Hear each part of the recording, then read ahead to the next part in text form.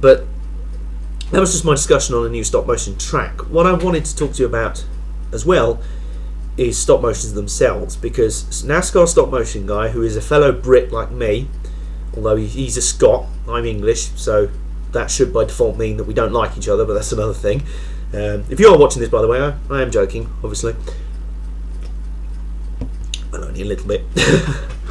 Anyway, that's not important. Basically, what he did about a month or so ago, well, a couple of months ago actually, but I've only just seen it, he did a video titled Stop Motions Are Not Dying.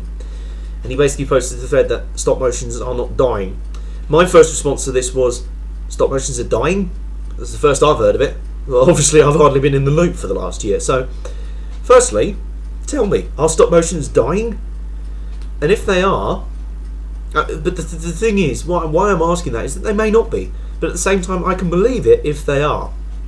Because like diecast reviews, people got into certain trends with stop motion races that people all seem to be doing. And this is just a natural thing. People just kept doing it and going off from that. But I think if stop motions are dying, an easy way to get back at them is do what I did when I did my first stop motion, which is the Beck's World Shootout, and I've since received a lot of very kind comments about it, and I thank you for all that.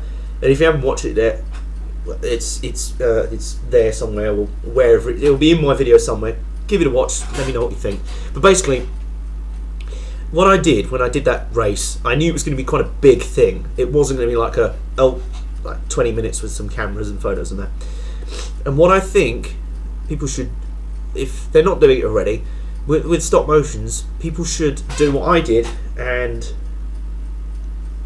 I wouldn't say have some ambition, that makes me sound arrogant, but what I did, I essentially did what most people who make stop motions probably do, and watched Brown Door 1986's legendary Miller High Life 400. I literally watched it again and again and again, and I picked up on every little thing that he did, and I actually looked at it and thought, are there certain things I can actually improve on that? Like the track itself, the setup, the ticker, whatever. But basically, the reason why Brown Doors is still, I believe, the pinnacle. I mean, some people have suggested that the Beck's World Shootout was better. I'm very flattered by this. In my opinion, I believe Brown Doors is still the greatest. But the reason why is that it had ambition. It wasn't just some shots of some cars going along like that.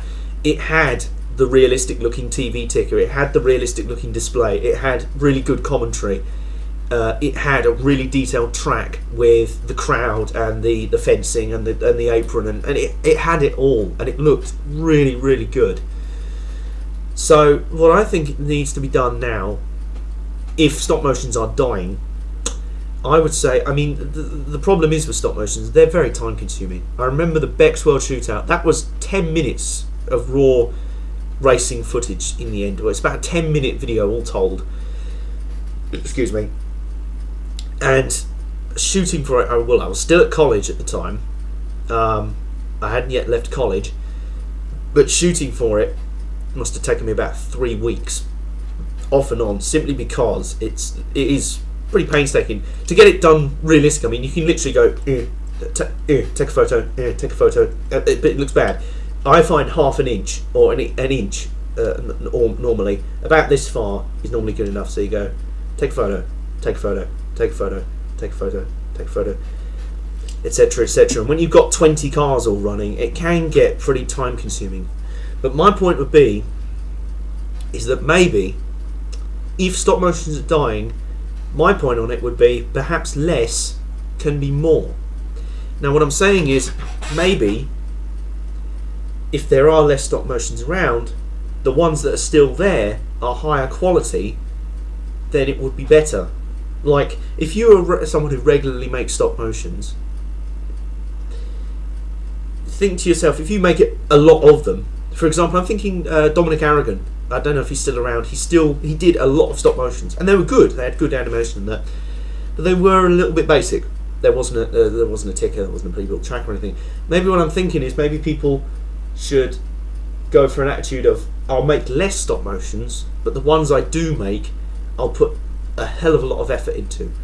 Like the Ice Bucket 500 by Pt.3, I think his username is. Sorry if I've got the letters wrong on that. But basically, this was a perfect demonstration. I think his animation was superb. The sense of speed along the front stretch on that video is brilliant. And he's got the ticker going, he's got the commentary going. It's a really good race. If you've not watched it, go and watch it. I mean, it's pretty well, it's from last year anyway, but still, I only just saw it and I was blown away. I think it was brilliant. But basically what I'm saying is, I think to try and save stop motions from flagging so much, I'd say put a bit of ambition into it, because stop motions are time consuming anyway to shoot. But funnily enough, the actual editing at the end, in my experience, isn't that time consuming compared to how long you take shooting it. So if we're taking a while to shoot a stop motion anyway, why not take a little bit more time and really go for broke and make it look really good? Put the ticker in, put the TV graphic in, put the stuff in, do what you like, but basically really go for it, make it look realistic. I know Lego NASCAR 88 fan and the Speed Zone films, they have the sort of comedy commentary going on, like the spoof Jerry Punch commentary, which I think is brilliant. Even if in Speed Zone series I'm made out to be a complete idiot of a driver, but hey, LePage in the field and so on. I don't particularly mind much, but basically, what I'm saying on this is, we can all get the animation nailed down, the way the cars move and so on. But it's the other details that I think really go into it. So, I mean, you people might be, people watching this might be shaking their heads and going, "You're completely wrong. There's no need to do all of this." I want to hear from you. Comment on it. Tell me, are stop motions dying? If they are, what do you think needs to happen? Because in my mind, that if they are dying, that's what I would like to see more of. I would like to see, and this is partially why I did the Bex World Shootout and really put a lot of time to it, to inspire other people to do things like that. If I could do it, surely you could. You know, out there, people sitting there going, I can do that. You can build a track out of an old bit of wood, or some box files, or some card, like Brown Doors track, whatever. It can be done. You just have to think a lot about it. I mean, the track, where are you going to store it when you're not using it? That was a problem when I did the West Kent, the Bex World Shootout. Trying to store the thing was a bitch. But anyway, that's my basic point on it. I realise I've just rambled on for ages, so apologies for that. But basically, are stop motions dying? Let me give a recap of the entire video. Are diecast reviews getting stale? Do they need? What ideas would you have to change the format on them? Are stop motions dying? And if they are, what would you do to help revive interest in them? How would you do stop motions to try and improve them and get them more popular again? Those are my thoughts. And just a final word to say, people who have said welcome back to me, thank you very much. It's very flattering. I've only just realised just what I've been missing on here. I literally come back and people have gone, oh my god, it's Night Fighter, he's back, wow. And it's like, wow, people kind of miss me. So I'll be sticking around this time, in one way or another. So thanks very much, and I hope you're all doing well. And like I say, comment away. I want to hear from you.